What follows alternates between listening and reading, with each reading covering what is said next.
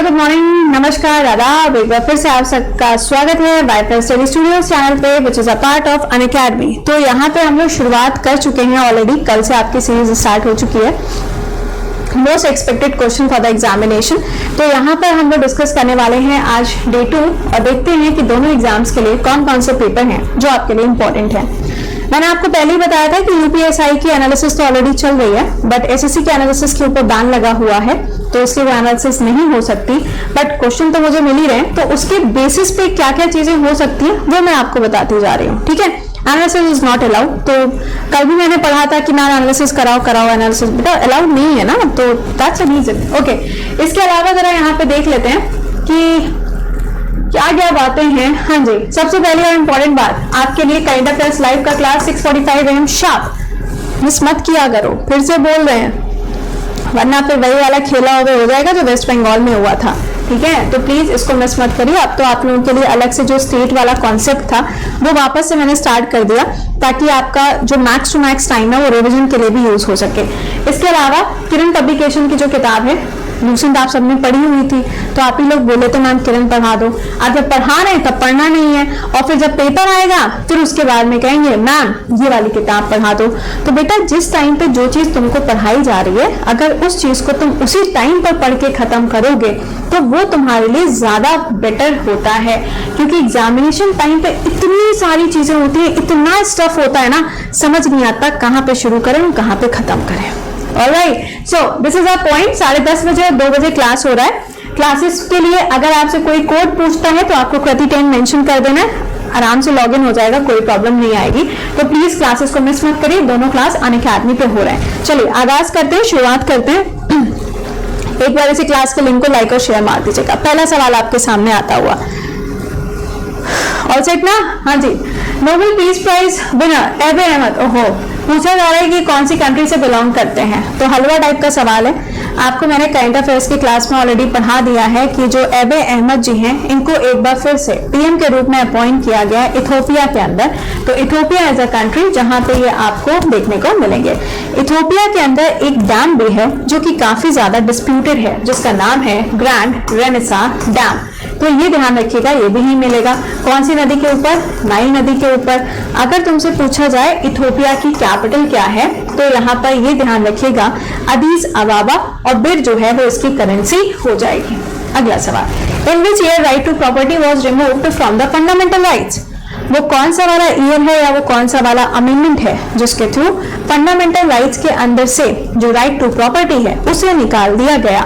मैंने आपको बोला था कि जो चीजें आपके करंट में रहेंगी उसको बहुत बेहतर तरीके से पढ़ के जाइएगा।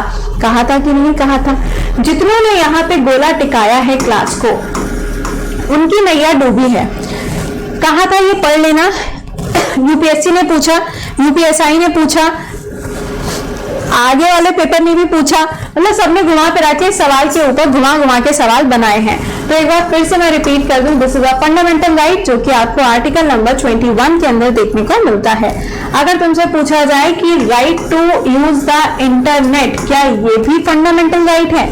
जी हाँ, केरला सरकार के द्वारा इसको भी फंडामेंटल राइट का दर्जा दे दिया गया है। आजकल WHO बड़ा इंटरेस्टेड है। WHO कह रहा है कि जो हेल्थ है इसको पूरी दुनिया के अंदर फंडामेंटल राइट घोषित कर देना चाहिए। तो भाई ध्यान रखिएगा, ऐसे सवाल आपके पेपर में बन रहे हैं। तो इसका करेक्ट आंसर होगा 44th कॉन्स्टिट्यूशन अमेंडमेंट एक्ट के द्वारा इसको हटाया गया है, और ये ध्यान रखिएगा कि अब इसको आर्टिकल नंबर 300A के अंदर रख दिया गया है। ठीक है, अगला सवाल, how many districts are there in Ladakh UT? हाँ भाई, कौन बता रहा है इसका आंसर? कौन बताएगा भैया? कोई तो होगा ना इसका आंसर बताएगा। देख रहे हो, मतलब गार्डन हो जाता है सुबह सुबह लद्दाख के बारे में जब कोई बात कर देता है। सुनिएगा, जम्मू कश्मीर पूछा जाए 20, लद्दाख पूछा जाएगा 2। लद्दाख में लेह और कारगिल ध्यान रखिएगा। लद्दाख देखो वैसे भी इंपॉर्टेंट हो गया है क्योंकि इंडिया के अंदर जो हाईएस्ट प्लेस यहाँ पे बताई गई है जहाँ पे मूवी थिएटर और शेरशाह मूवी जहाँ दिखाई गई थी वो भी लद्दाख के अंदर हो गया। इसके बाद में जियोथर्मल पावर प्लांट जो बनाया जा रहा है इसके ऊपर भी क्वेश्चन बना था, ये भी कहाँ पर है? ये भी लद्दाख के अंदर है। लद्दाख ने अभी हाल ही में अपना स्टेट एनिमल डिक्लेयर किया है, वो है क्या? Snow leopard. Snow leopard day कब मनाते हैं? 23rd अक्टूबर को सेलिब्रेट किया जाता है। अगला सवाल, पंचशील एग्रीमेंट,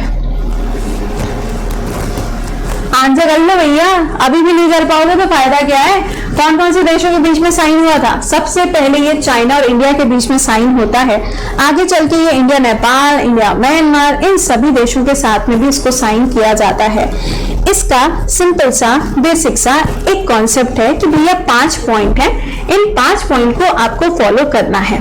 5 में से सबसे इंपॉर्टेंट पॉइंट ये है कि ध्यान से सुनिएगा कि अगर किसी भी देश का कोई भी मुद्दा है तो दूसरा वाला देश उसके अंदर कूद के इन्वॉल्व नहीं होगा। यानी कि अगर चाइना का मुद्दा है तो इंडिया नहीं बोलेगा, इंडिया का मुद्दा है तो चाइना नहीं बोलेगा।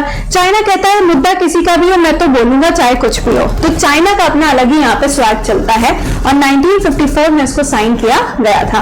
अगला सवाल, व्हाट इज द, या फिर simple atomic number of copper बताना है आपको। आंसर क्या बनेगा? 29 है, इजी क्वेश्चन था ये। नेक्स्ट है, what is the value of earth gravitational constant, यानी कि जो जी होता है ना, जी आपने देखा होगा इस तरीके से करके लिखते हैं ना जी को, तो इसकी वैल्यू कितनी होती है? तो 6.674 इंटू 10⁻⁻11 आपको यहाँ पे इसकी पावर देखने को मिलेगी। अगला, in which year Indian Muslim League is established, यानी कि मुस्लिम लीग जो है इसकी फॉर्मेशन कब होती है, इसका गठन कब होता है। अब कुछ के लिए नया हो सकता है, कुछ को याद नहीं आ रहा होगा, तो भाई इसी के लिए तो पढ़ा रहे हैं 10:30 बजे और 2 बजे का क्लास। हिस्ट्री अभी खत्म हुई है, अब यहाँ पे पॉलिटी आएगी किरण पब्लिकेशन की किताब से। बेटा देखो, जितनी किताबें तुमको पढ़ा रहे हैं उतनी मुझे भी पढ़नी पड़ती है। सच्चाई यही है, सच्चाई यही है, जितना तुमको पढ़ाते हैं उतना हमको भी पढ़ना पड़ता है। तो पढ़ने के बाद में लगता है कि हाँ थैंक गॉड मुझे आता है, समझ रहे हो। तो आपको अगर यही वाला फील चाहिए तो आपको रिवीजन करना पड़ेगा, और रिवीजन के लिए क्लास में आना पड़ता है। सिर्फ पीडीएफ पढ़ लेने से सिलेक्शन नहीं होगा, फिर से ये चीज बोल रहे हैं। तो इसका आंसर क्या बनेगा? 1906 में इसका फॉर्मेशन होता है, और ये ध्यान रखिएगा कि इसको और भी ज्यादा बढ़ावा दिया जाता है मॉर्ले मिंटो के टाइम पे, दैट इज 1909 के टाइम पे। अगला सवाल यहाँ पे क्या है, इसका हेडक्वार्टर लखनऊ में था, ठीक है।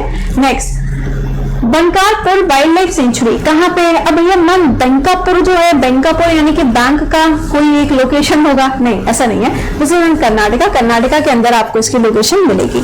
इंपॉर्टेंट है ये। ऐसे ही आपसे अंशी नेशनल पार्क पूछ सकते हैं, अंशी नेशनल पार्क भी आपको कर्नाटका के अंदर ही मिलता है। अगला, who is the winner of miss world 2019?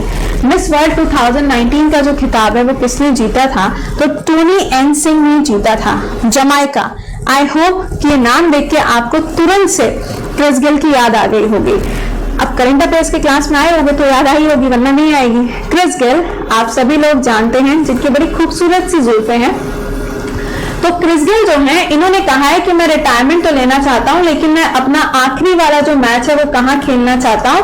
तो वो आखिरी वाला मैच में जमाइका के अंदर खेलना चाहता हूं, because he is the West Indies player. इसी के साथ में आपको ध्यान होगा कि एक और प्लेयर जिन्होंने अभी हाल ही में अपना रिटायरमेंट ले लिया है वो कौन है? ब्रावो, डीजे ब्रावो, ठीक है, इनका नाम याद रखना। अगला, who is the winner of the Nobel prize for the literature 2019? 2019 क्यों पूछ रहे हैं हम 2019 में? 2021 पढ़ाओ ना, 2021 तो तुमको 645 पर पढ़ा ही रहे हैं हम सुबह, बट पेपर के अंदर 2019 और 2020 का अवार्ड्स और प्लेयर्स के नाम पूछे जा रहे हैं, इसलिए आपको ये क्वेश्चन हम करा रहे हैं। मैंने पहले ही कहा था 2018 तक का करंट अफेयर्स आपके पेपर में आ सकता है, लेकिन वो सिलेक्टिव वाला आपको पढ़ना था, वही सिलेक्टिव आपको यहाँ करा रहे हैं, ठीक है। इसका आंसर क्या होगा? Peter Handke is the right answer. अगला, When did the Ibrahim Lodi become the Sultan of Delhi? Delhi का सुल्तान ये कब बने थे? तो इसका आंसर हो जाएगा 1517 के टाइम पर। और ये ध्यान रखिएगा कि इसके बाद में आपको बैटल ऑफ पानीपत देखने को मिलेगा 1526 में, जिसके बाद में बाबर की एंट्री होती है। दिल्ली का मौसम इनको सुहाना लग जाता है, लेकिन वो भूल गए थे कि वहां तो उनको पापा की परी मिलेगी, कहाँ? यमुना नदी में। तो बस ये वही वाली जगह है। अगला point, how many windows are there in the Hawa Mahal? हवा महल बड़ी ही खूबसूरत सी जगह है, ये आपको मिलेगा कहाँ पे? राजस्थान के अंदर। इसके अंदर टोटल नंबर ऑफ खिड़कियां जो हैं वो 953 हैं। इसको बनवाया गया था 1799 में महाराजा सवाई प्रताप सिंह जी के द्वारा इसको डेवलप किया गया था।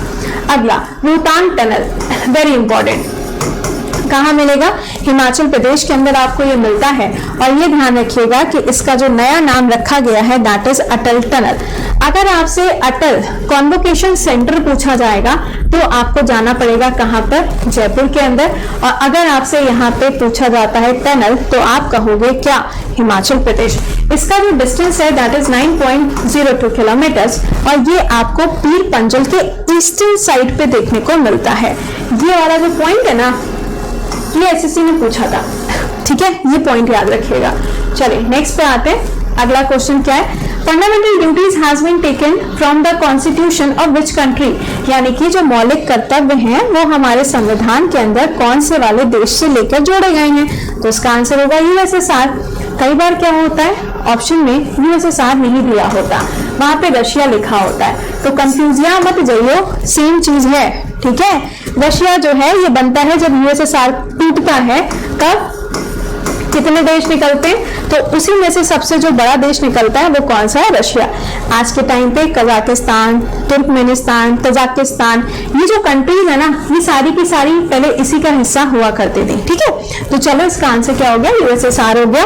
और ये पहले से आपके संविधान में नहीं थी, इसको स्वर्ण सिंह कमेटी के कहने पर जोड़ा गया था। और इसके लिए आर्टिकल नंबर कितना होगा? ये बन जाएगा। पार्ट नंबर अगर आपसे पूछा जाएगा तो पार्ट नंबर ये हो जाएगा। और हाँ, ये ध्यान रखना कि इसको 42nd कॉन्स्टिट्यूशन अमेंडमेंट एक्ट 1976 से जोड़ा गया था। अगला, what is the tenure of the CGI? अब हम सब लोग जानते हैं, है ना। तो कहा जा रहा है कि ये जो रमन्ना जी हैं इनका जो कार्यकाल है वो कितने साल का देखने को मिलेगा? तो रमन्ना जी का जो कार्यकाल है वो आपको 6 सालों का देखने को मिलता है। और 6 सालों के अलावा 65 ईयर्स ऑफ द एज, दोनों में से जो पहले पूरा हो जाएगा उसके हिसाब से इनका रिटायरमेंट हो जाएगा। अगर हम हाईकोर्ट की बात करें तो प्रोविजन थोड़ा सा चेंज हो जाता है। पहले यही प्रोविजन जो था वो क्या था? पहले, इससे पहले भी जो था वो करीबन आपको ये देखने को मिलता था। अभी डिमांड क्या चल रही है वो भी बता दें। लगे हाँ, डिमांड भी जान लो, पता चला पेपर में कहीं वही पूछ लिया। डिमांड चल रही है कि इस टेन्योर को, यानी कि ये जो टेन्योर देख रहे हो, बदल दो। क्या कह रहे हैं? इसको इतना कर दो और इनके लिए जो ये इतना दिख रहा है इसको इतना कर दो। अब देखो होता है कि नहीं वो पता चलेगा। अगला, which country topped in the breast feeding index? देखो यार, माँ नाम का आपने कैंपेन सुना होगा जिसके अंदर माधुरी दीक्षित जो है उनको एम्बेसडर डिक्लेयर किया गया था, ठीक है। आपसे सवाल में पूछा जा रहा है कि कौन सी ऐसी कंट्री है जहां पे ब्रेस्ट फीडिंग इंडेक्स में सबसे ऊपर स्थान पाया है? तो वो हो जाएगा श्रीलंका। अगला, फाइनेंशियल इमरजेंसी जो है वो हमारे संविधान के अंदर कौन से अनुच्छेद के अंदर आती है? ध्यान दीजिएगा कि 3 आर्टिकल आपको हमेशा याद रखने, 352, 356, साथ में 360, 365 रेयर केस में पूछता है तो भूल जाओगे तो काम चल जाएगा। इसका आंसर बनेगा आर्टिकल नंबर 360। और ये डिक्लेयर कौन करेगा? आरबीआई। अभी तक हमारे देश के अंदर कभी भी ऐसी नौबत नहीं आई है क्योंकि हमारे देश के अंदर कभी भी रिसेशन की सिचुएशन देखने को नहीं मिली। अगला सवाल, where did the 3rd edition of Khelo India will held या हैज बीन हेल्ड? ठीक है, खेलो इंडिया पूछा है, खेलो इंडिया यूनिवर्सिटी गेम्स नहीं पूछा है। अगर आपसे खेलो इंडिया यूनिवर्सिटी गेम्स पूछा जाता तो उसके 2 ही एडिशन हुए। पहला वाला जो हुआ था वो उड़ीसा में हुआ था, आई मीन टू से उडू में हुआ था, और जो दूसरा वाला होना है वो 2022 में कन्नू के अंदर होना है, यानी कि कर्नाटका के अंदर इसका आयोजन होना है। अब यहाँ पे आपसे पूछा जा रहा है खेलो इंडिया गेम्स के बारे में। इसका 4था एडिशन 2022 में होना है हरियाणा और दिल्ली के अंदर। सवाल में तीसरा पूछा जा रहा है तो आंसर बनेगा गुवाहाटी, और इससे पहले दिल्ली और पुणे के अंदर इसका पहला और दूसरा एडिशन कंडक्ट किया गया था। चलिए next question, who invented dynamite? भैया ये सवाल तो केबीसी ने पूछ लिया था, फोटो दिखा के पूछे थे। आंसर क्या होगा? Alfred Nobel. और ये जो नोबेल अवार्ड्स दिए जाते हैं ये 10 दिसंबर को दिए जाते हैं, मतलब नाम तो डिक्लेयर हो गए लेकिन अवार्ड अभी 10 तारीख को दिए जाएंगे। Next question, who won the women's world chess championship 2019? इसका आंसर बनेगा कुनेरू हम्पी, है ना। तो कुनेरू हम्पी या हम्पी कुनेरू, अरे यार कैसी बातें कर रहे हैं, कुनेरू हम्पी, ठीक है। तो कुनेरू हम्पू याद रखिएगा कौन से स्टेट से बिलोंग करती है, तो ये आंध्र प्रदेश से बिलोंग करती है एंड चेस प्लेयर है ये। अगला सुनिएगा, how many MB is there in 1 GB, तो ये तो तुम लोग को नॉर्मली पता होता है, दिस इज 1024 MB, और ये सवाल रेलवे ने भी भर भर के पूछा था। चलो आगे बताओ, what was the rank of India in Asia athletic championship in 2019? 2019 answer बनेगा इंडिया की रैंकिंग 4th थी। ठीक, नेक्स्ट पे आ जाओ, Who won the Sir Garfield Sobber Trophy for 2019? तो इसका आंसर क्या बनेगा? बेन स्ट्रोक, और बेन स्ट्रोक की किताब है जिसका नाम क्या है? On fire. ये कौन सी कंट्री की तरफ से खेलते हैं? दैट इज इंग्लैंड की तरफ से ही खेलते हैं। अगला सवाल, काला आजार इज कॉज्ड बाय, ये एक डिजीज है, ये किसकी वजह से होती है? तो इसका आंसर बनेगा प्रोटोजोआ की वजह से होती है। आपने नाम सुना होगा सीसी फ्लाई का, ये वेक्टर होता है। वेक्टर का मतलब एक जगह से दूसरी जगह पे लेके जाने का काम करता है। आपने सुना होगा सैंड फ्लाई का नाम, ये भी क्या होता है? वेक्टर होता है। आपने सुना होगा लाइक फीमेल एनाफिलीज, ये भी क्या होता है? ये भी वेक्टर होता है। तो यहाँ पे सवाल में कहा जा रहा था इज कॉज्ड बाय, किसकी वजह से होता है? तो आंसर बनेगा protozoa. Next, how many art forms are there in Kathakali? Kathakali के अंदर अगर हम आर्ट फॉर्म की बात करें तो यहाँ पर आप अगर देखोगे तो डिफरेंट चीजें आपको मिलेंगी, लिटरेचर, म्यूजिक, डांस, ये सारी चीजें आपको मिलती है। But Kathakali is famous for Kerala, और अगर कहा जाए कि कथक इज फेमस फॉर, तो Kathak is famous for UP, ध्यान रखिएगा। चलो नेक्स्ट बताओ, who is the chief of the defence of the Indian army? Indian army के चीफ कौन है? अब देखो CDS पूछा गया है, पहले भी यही थे, अभी भी यही है, आगे का पता नहीं, लेकिन अभी फिलहाल यही एज अ CDS काम कर रहे हैं। अगर तुमसे पूछा जाता है आर्मी चीफ कौन है तो ये नरवरे अंकल हो जाएंगे, लेकिन अगर तुमसे पूछा जाता है CDS कौन है तो आंसर बनेगा बिपिन रावत जी।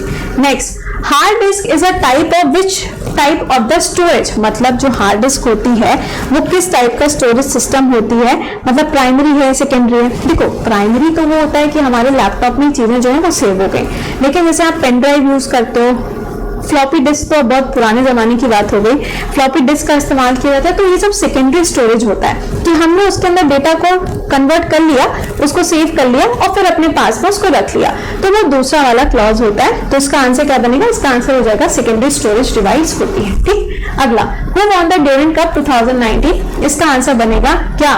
गोकुलम खेरला, और ड्यूरेंट कप अभी वाला जो जीता गया है 2021 में, जिसका 130th एडिशन कोलकाता के अंदर हुआ था, तो इसका आंसर क्या बनेगा यहाँ पे?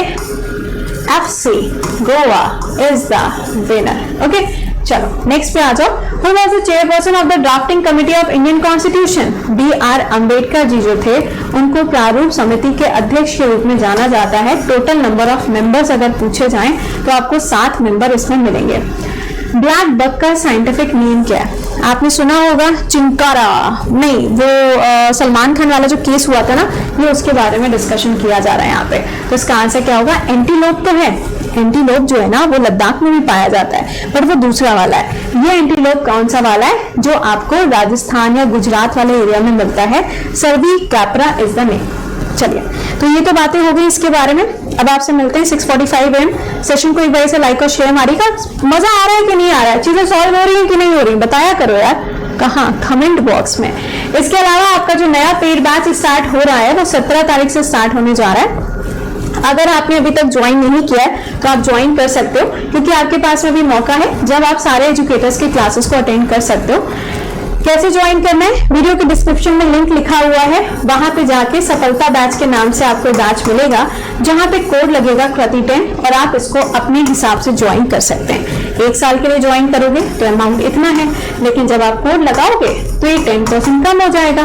फिर आपने जो स्पेशल क्लासेस किए होंगे, जो पॉइंट्स मिले होंगे, उसको भी लगा दो और कम हो जाएगा। तो करीबन ये 52-53 के आसपास जाके बनता है। ठीक है, और यहाँ पे आपको सारे सब्जेक्ट मिलेंगे, GS, math, English and reasoning, सारे एजुकेटर्स के साथ में लाइव क्लासेस, वीकली टेस्ट, ये सारी चीजें आपको मिलेंगी। प्रॉपर प्लानर आपको मिलेगा। इसी में आपको मिलता है रेज योर हैंड का भी ऑप्शन, कि आप अपने एजुकेटर से बात भी कर सकते हो, एंड रिपोर्ट एंड विन का ऑप्शन भी आपको आप पे मिलता है। ठीक है, और हाँ ये ध्यान रखना, हर संडे को आपकी SSC की टेस्ट होता है ना, वो कॉम्बैट टेस्ट, तो उसको मत भूल जाएगा। चलिए मिलते हैं 6:45। टिल देन खुश रहिए, मुस्कुराते रहिए। Bye bye and take care guys.